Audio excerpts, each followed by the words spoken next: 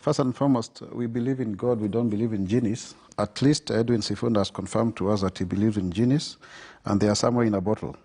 And that really confirms what we have always feared. And number two is to say that he has actually issued a threat on national television. He should be held accountable. It's the same threat that he had issued yesterday. And ODM is very well known for crying foul when they are the ones who are the culprits. Remember, even the racist, the reason why we have the handshake and David Mwaura is here is because they are the ones causing chaos on the streets. And that you cannot take away from yourself, my brother Edwin Sifuna. And you're even crying foul that you are not, it's now that you are not being given chance to campaign. My brother, Raila Odinga has been on an election campaign mode since 2002, leave alone now. And that is what the country has been in perpetual campaign mode, and that is why it has failed to actually, take up, to be on the runway. So it's not starting now. It's just that you are feeling that the Hustler Nation is way ahead of you, and now you cannot do catch up, because when you look at the opinion polls, you are very surprised. Let's go to the question, please. No, let me express myself, Sophia, surely. Yeah, you don't interfere with me. You gave him a lot of time, and not unless you're in counts. I am moderating. Yeah, but also don't do that. Hustler Nation, there has been a narrative, Sophia, that you want to create an us versus them, because they realize that people are now solidly behind the Hustler Nation beyond the tribe.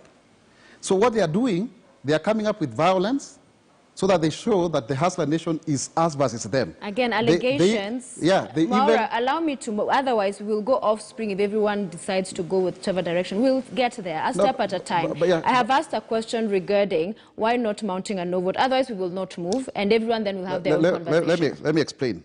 They even said that there was a lorry that was banned in Kenya. It was actually in Nigeria. I mean, Sophia, that is evidence. It can be traced.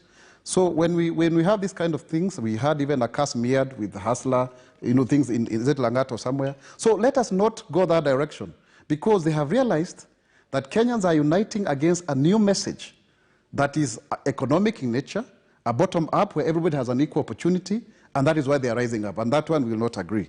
Let me come to your question. I have said categorically, and my brother Rigathi will actually agree with me, we have said that there are good things within the BBI. And the only way to ensure that we get them is through multiple choice. And Article 257, with an enabling legislation, Sophia, can actually achieve that. But then the issue that we don't agree, for example, for me, I have an issue with nominating 160 women for a period of 15 years, under Article 97, the new Article 97. That is now what they don't want to hear. Because remember, the constitutional, the Amendment Bill 2020 is actually an elite, or rather, is a consensus, it's an elite consensus. And that means it's actually a coterie of various interests. So it follows that there are some that were not weaved properly as a way out, So what you do is that you allow people to, to actually sieve out that which they feel is not good for the country. For example, let's take the case of Ruiru, where I come from. Ruiru has got 490,120 residents. Yeah. It rightfully deserves to be divided into actually four constituencies. That is something the people of Ruiru may want to exercise by saying, because if we divide, then we'll have more resources. But then, when you now, cobble up everything and you tell them, take it or leave it, a lot of chest thumping. I thought even, these meetings that we are hearing in Mount Kenya, and by there I'm not invited, would actually serve to bring together people. But we can see the same chest thumping, the top-bottom, bottom approach, people talking down on others. How will you make progress that way? And yet that Sophia, it's good that we do not allow Senator Mwaura to distort facts. Mm-hmm. The fact is, there has been radicalization of the youth in this country. There has been borders attacking people in vehicles. In most of these cases, it is the border fellows who are in the wrong.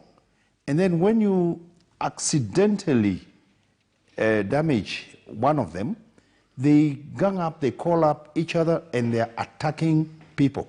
They are radicalizing people. And this is only happening in Mount Kenya region. About the multiple choice issues, it is, you have a bill, and Mwaura is a legislator. You put several things in a bill, and then you vote for it. If the advantages are more than the disadvantages, you vote for it. If the disadvantages are more than the advantages, you vote against it. I'm actually challenging them tonight. Why don't you start the no campaign with your leader of the Hustler Nation, and then you come and the Kenyan people, you will meet at the ballot. All right. Why do you want to isolate? This is good, this is bad, this is good, this is... No. And you have a bill.